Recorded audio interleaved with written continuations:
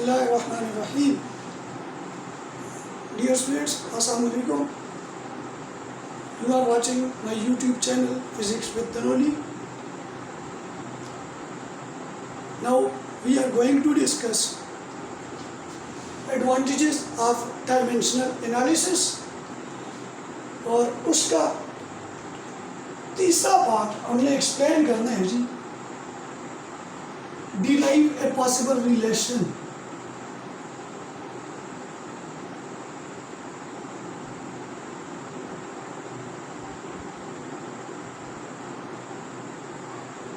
इससे पहले अगर आपको याद हो, प्रीवियस लेक्चर में आपने डायमेंशन ऑफ फिजिकल क्वांटिटीज पे बात की थी। फिर उससे रिलेटेड जो टर्म्स थी, dimensional variable, dimensional less variable, dimensional constant, dimensional less constant, dimensional formula and dimensional equation. फिर उसके बाद एडवांटेजेस ऑफ डायमेंशनल एनालिसिस पे आपने बात की थी और उसके 3 स्टेप्स आपने लिए थे। स्टेप नंबर 1 जो था वो आपका स्टेप था जी कन्वर्जन का, कि एक सिस्टम से दूसरे सिस्टम में किस तरह हम कन्वर्ट कर सकते हैं। इसका ये एक एडवांटेज, एक यूज़ हमारे पास आ रहा है, यानी इसका हमें ये फ़ायदा हो रहा है कि एक सिस्टम से दूसरे सिस्टम में हम कन्वर्ट कर सकते हैं। उसके लिए मैंने सिंपल एग्जांपल दी थी। ऐसा ही सिस्टम में अगर लिखा जाए तो 1 किलोमीटर SI सिस्टम है, और जिस टाइम इसको इनके सिस्टम में चेंज कर रहे थे वो हमारे पास आ रहा था जी 1000 मीटर। इसी तरह हमने 1 मीटर की एग्जांपल दी SI सिस्टम में। CGS सिस्टम में 1 metre is equal to 100 centimetre पे हमने बात की कि SI में 1 मीटर और CGS में अगर कन्वर्ट करते हैं तो 100 सेंटीमीटर आ जाएगा। इसी तरह हमने मैथ्स की एग्जांपल दी, डिफरेंट एग्जांपल्स हमने वहाँ पे उठाई थी। उसके बाद सेकेंड स्टेप हमने स्टडी किया था करेक्टनेस ऑफ फिजिकल क्वांटिटी। इसके लिए भी हम रिलेशन जो है वो ड्रा कर चुके थे, डिराइव कर चुके थे using principle of homogeneity. Left hand side is equal to right hand side, ये ऑलरेडी हम एक्सप्लेन कर चुके थे। आज हमने उसके तीसरे स्टेप को स्टडी करना है, डिराइव ए पॉसिबल रिलेशन। अब डिराइव ए पॉसिबल रिलेशन के लिए एक बात याद रखनी है, ये डिपेंड करता है कि हम किस तरह के फैक्टर्स जो हैं वो गेस करेंगे, किस तरह के फैक्टर्स हम लेट करेंगे, सपोज करेंगे, जो डिपेंड करेंगे फिजिकल क्वांटिटी के ऊपर। ये बात आपको लास्ट में जाके समझ आएगी कि हम एक्चुअली क्या कहना चाह रहे हैं।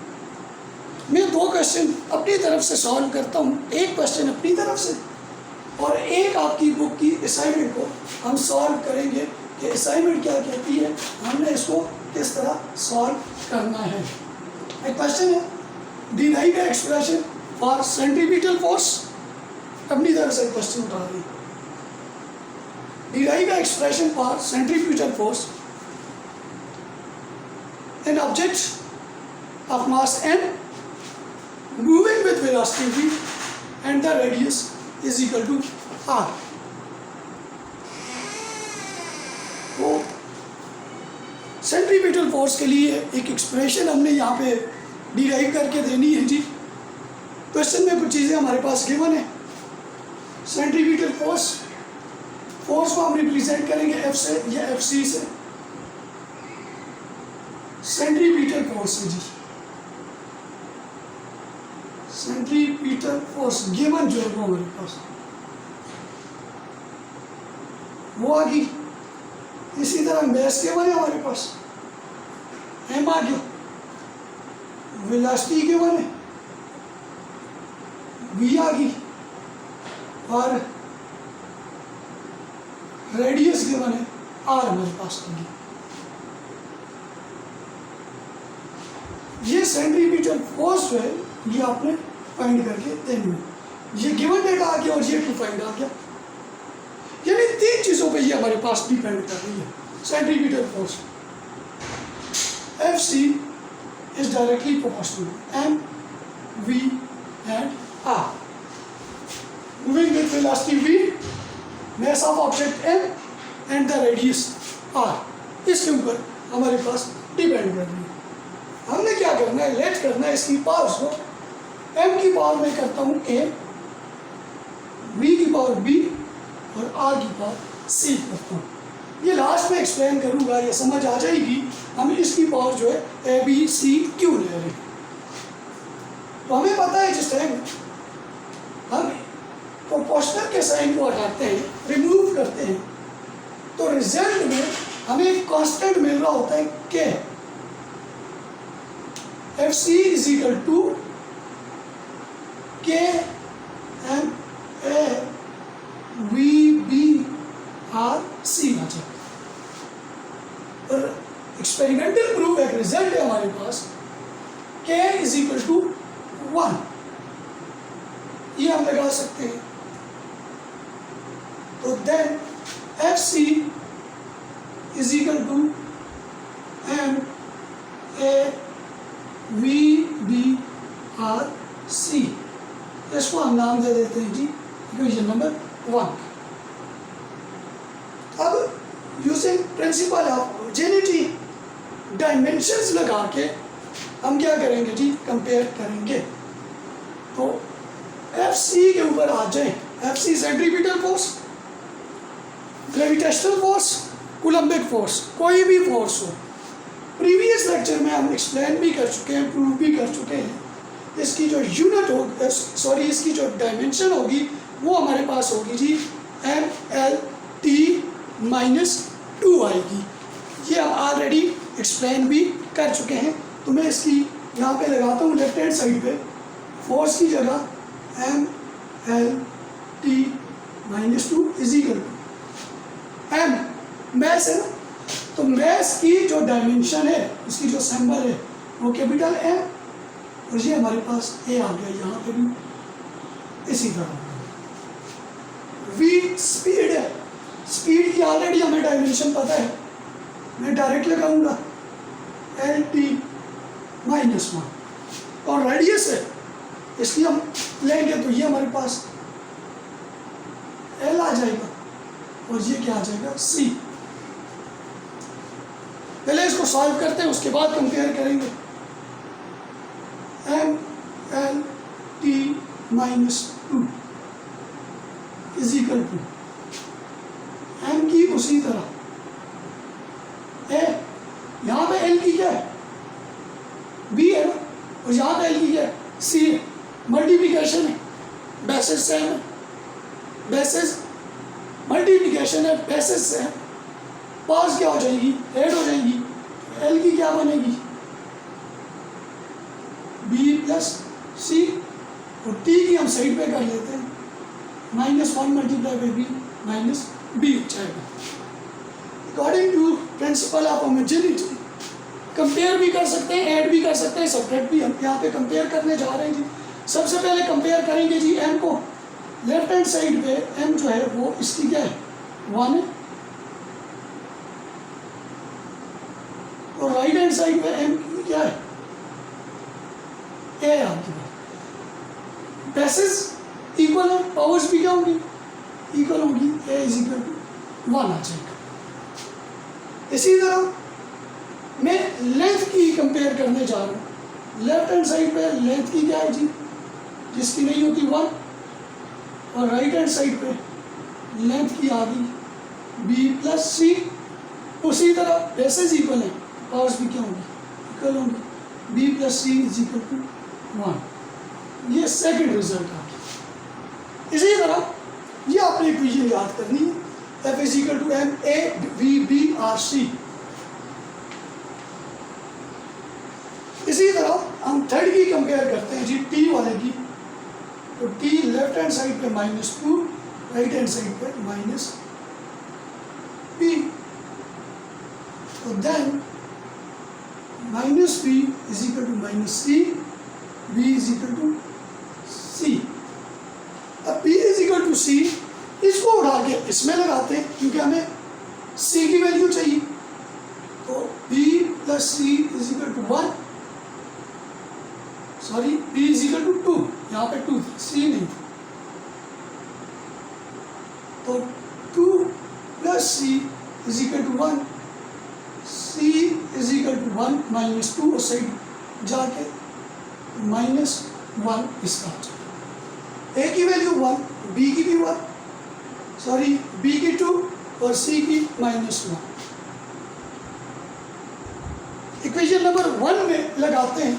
इक्वेशन नंबर 1 थी F C is equal to M A V B R C, ये बनेगा M A 1 V B, B की जगह 2, आर की जगह -1, F C is equal to M V square divided by R power ऊपर -1 है, नीचे क्या हो जाएगी +1, F C is equal to M V square divided by are.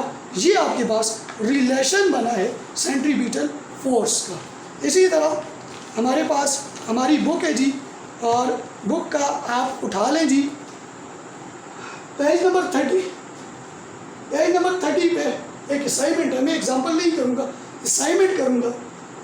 Find an expression for the time period of a simple pendulum, the time period may depends upon mass of the bob of the pendulum, number 1, number 2 length of the pendulum, and number 3 acceleration due to gravity at the place where the pendulum is suspended। ये आपने find करना है जी expression for the time period, और बाकी 3 चीज़ों पे depend कर रहा है, वो उसने हमें दी हुई है।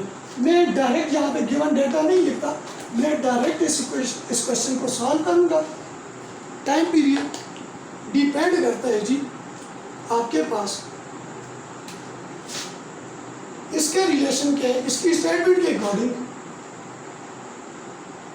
मैस के ऊपर,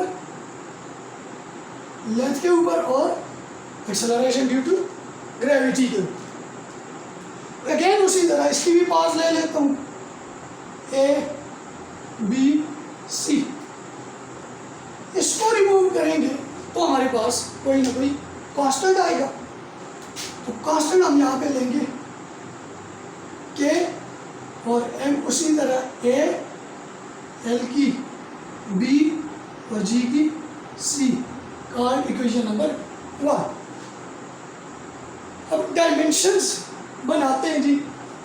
टाइम की जो डायमेंशन है वो कैपिटल टी ही है, के अपनी जगह पे, मैस की जो डायमेंशन है वो आपके पास एम और ये ए उसकी पावर आ गई, यानी डायमेंशन एक्चुअली यही होती है। एल उसी तरह उसकी बी आ गई, और जी एक्सेलरेशन ड्यू टू ग्रेविटी हमें पता है, एल टी -2 ऊपर क्या आ जाएगा सी आ जाएगा।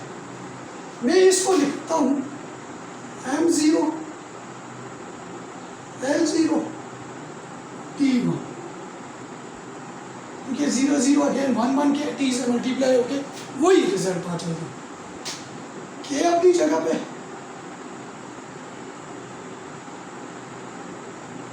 m0 L की यहाँ पे देखनी है, यहाँ पे बी और यहाँ पे क्या बनेगी सी। मल्टीप्लिकेशन में वैसे सेम होंगी, पावर्स क्या हो जाएंगी ऐड हो जाएंगी, बी प्लस।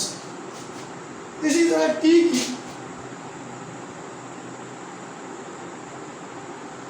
की पावर मल्टीप्लाई होगी -2 सी आ जाएगा। अब यूजिंग प्रिंसिपल ऑफ होमोजेनिटी हम क्या करेंगे जी, कंपेयर करेंगे एम को, एल को और टी को left hand side and right hand side पे। एम की लेफ्ट हैंड साइड पे देखें 0, राइट हैंड साइड पे ए, वैसे इक्वल है, पावर भी क्या होगी इक्वल होगी, A is equal to 0। L की तरफ आता हूँ लेफ्ट हैंड साइड पे, एल की 0 dimension of L is equal to 0, और राइट हैंड साइड पे dimension of L is equal to plus C, वही वाली बात, बेसिस इक्वल है, पावर्स भी क्या होगी, इक्वल होगी। B plus C is equal to 0, इसको मैं 2 का नाम देता हूँ। क्यों? बाद में मैंने सी की वैल्यू इसमें लगानी और बी की फाइंड करनी है। थर्ड के लिए मैं चेक कर लेता हूँ जी, टी की 1 लेफ्ट हैंड साइड पे डायमेंशन, और राइट हैंड साइड पे टी की जो आ जाएगी वो -2c, बेसिस इक्वल है, पावर्स भी इक्वल होगी, तो -2c is equal to 1, c is equal to -1/2 आ जाएगा जी। Put in equation number 2, c की वैल्यू पुट इन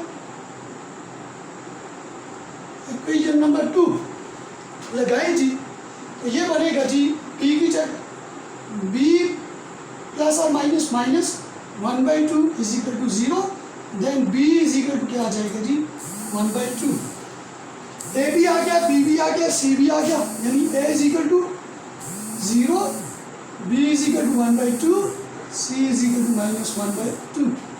अब इन तीनों वैल्यूज को उठा के हमने इक्वेशन नंबर 1 में पुट करना है।